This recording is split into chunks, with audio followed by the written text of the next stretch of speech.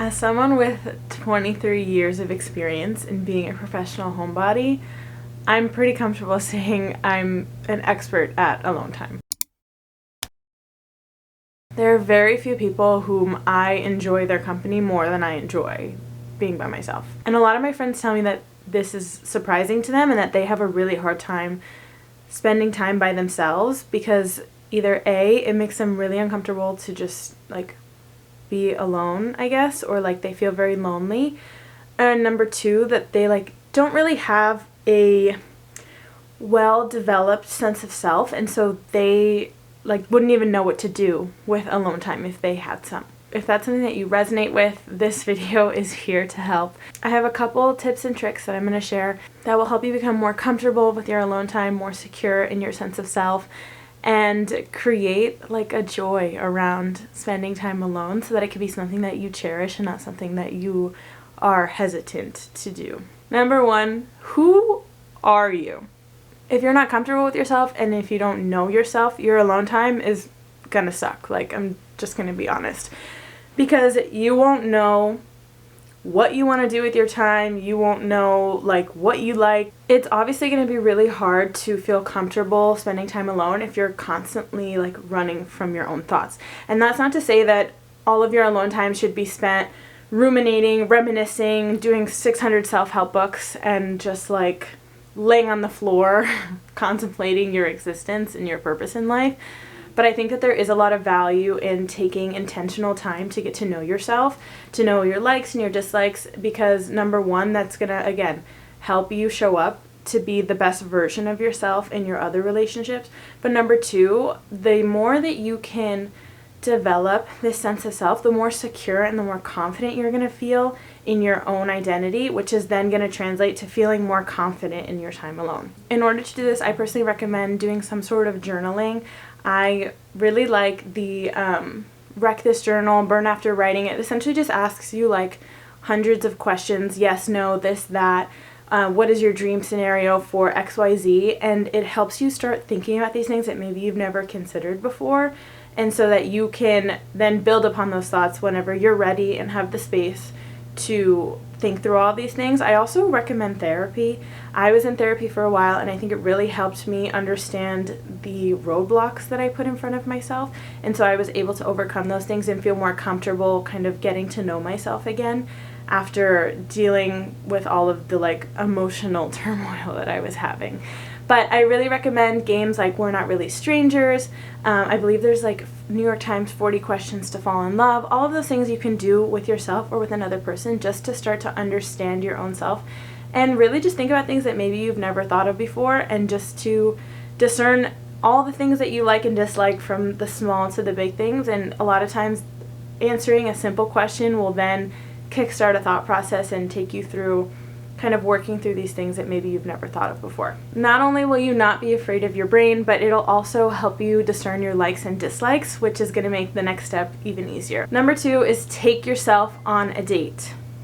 Once a month at minimum, I take myself on a date. For me, that means waking up in the morning and going to get coffee, and then I'll usually go to a farmer's market or walk around, whether it be a boutique mall or the farmer's market or whatever the case may be. And then I usually take myself to lunch or go to the grocery store and get groceries to make a completely new recipe that I've never made before or bake something new and just switch it up a little bit. And this is something that I plan out in advance. It's not a spur of the moment because I really want it to be intentional time.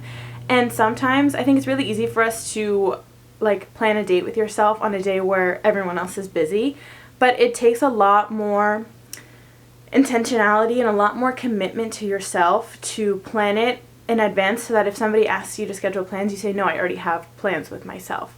And I think that showing that commitment and intentionality to time with yourself helps you create trust and a better relationship with yourself. I've heard a lot that the best way to become confident is to say things and then do them and follow through, because that builds trust and trust builds confidence.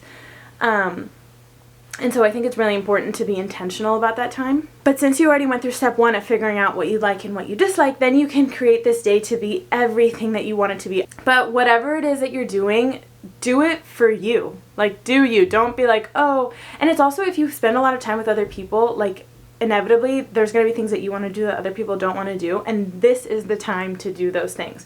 And don't be afraid of doing them alone, because like everyone always says, no one else is paying attention to you. Like, you are so much more concerned with what other people's perceptions of you are than other people are actually concerned with you.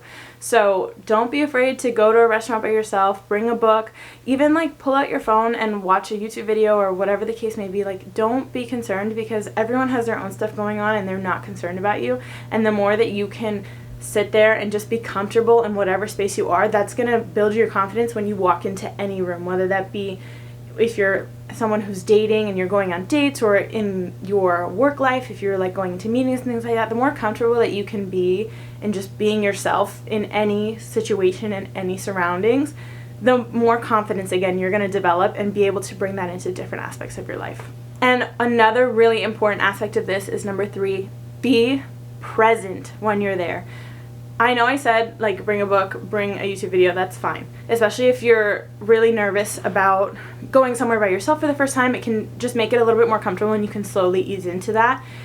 But when you're waiting in line to get your coffee, or when you're talking with the waiter at the restaurant, or you're walking around the area that you live in to decide what you're gonna eat, like, be present.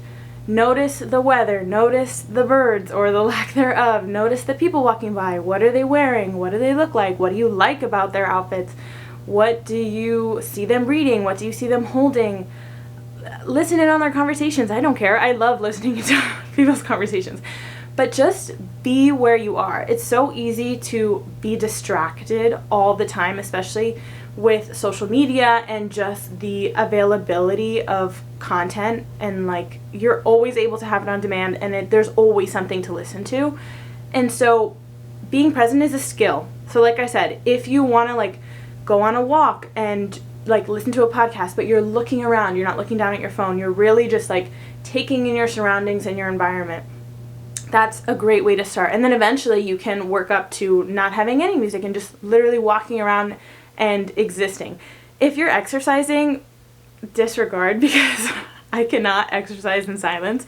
My boyfriend can, and he is the mentally strongest person I know, because I could never do a full workout without music, but you guys know what I mean. If you are capable of doing so and you want to challenge yourself, like, challenge yourself to unplug. When you're in line to get your coffee, like, make conversation with the barista. Like, they're obviously going to be talking to you anyway. Just compliment them on something, or just be like, oh, the weather outside's so nice today. Like, just, people are craving interaction more than you would realize, and every single time that I make an extra effort to start a conversation or just to like smile at somebody, it has been so beneficial to me, because number one, they almost always respond with kindness back, and that just affirms to me like not everyone out here is like judging me.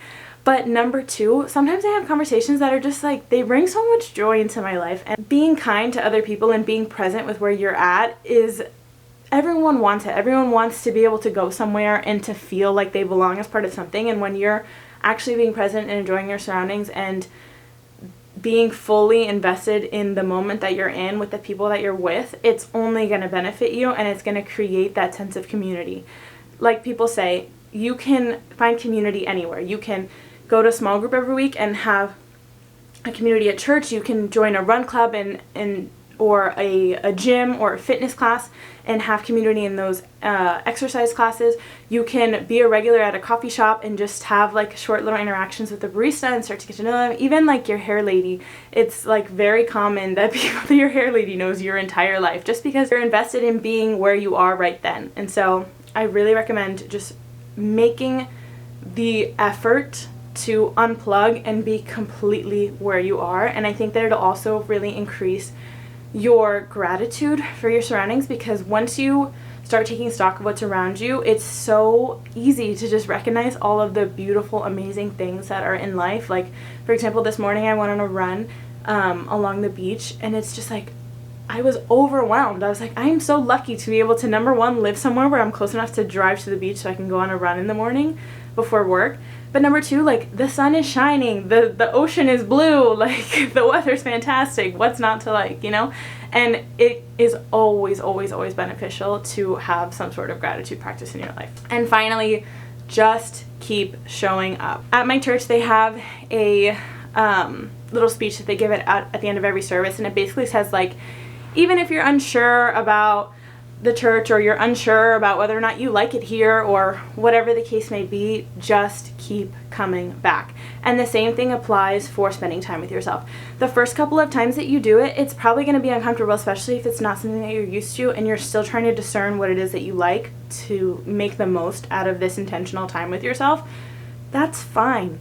You don't need to do an entire day blocked off for yourself. You can do 2 hours in the morning that is just for me, and that doesn't need to even be leaving the house. That can just be like painting your nails, or trying a new makeup look, or like going through your closet and making outfits, or whatever the case may be, or going on a walk, like I said. Like, it doesn't need to be this whole big thing. You just have to keep showing up and keep doing it, because practice makes perfect, obviously. And at the end of the day, if it's something that you're uncomfortable with, it's almost like a form of exposure therapy. Like, the more often that you do it, the less you're going to get that like anxious response from it, or that uncomfortable response from it, because you're conditioning yourself to liking it. It's just like any sort of exercise. You build up endurance over time to be able to do that, and you are going to, number one, I think, want to take more and more time as you get more comfortable to just have that time, have a day to yourself. But number two, you're really going to, it's going to be like a fruit of your labor. You're going to really enjoy it. It's going to really nourish you. It's really going to reinvigorate yourself to take some time for yourself. And again, like I've been saying, help you show up to be the best version of yourself, because you're pouring into yourself, and over time you're going to want to just continue to increase the amount of time you dedicate to pouring into yourself, so that you can then go and pour into others. And of course, this is not an official step, but this is just from me. Believe in yourself. You are so much more capable than you give yourself credit for, especially if this is a difficult thing for you to do. I believe in you. I am sitting here rooting for you, and I just know that you want to become the best version of yourselves, and I want that for you, and so does everybody else in your life. And so, although it's going to be hard and it's going to take some time, you are completely and fully capable, and you have me in your corner. Let me know in the comments if you found this video helpful. If you have any tips, please drop them in the comments below, so that you all can read each other's tips and so that I can read them. And as always, make sure to like and subscribe, and I'll see you guys in the next one.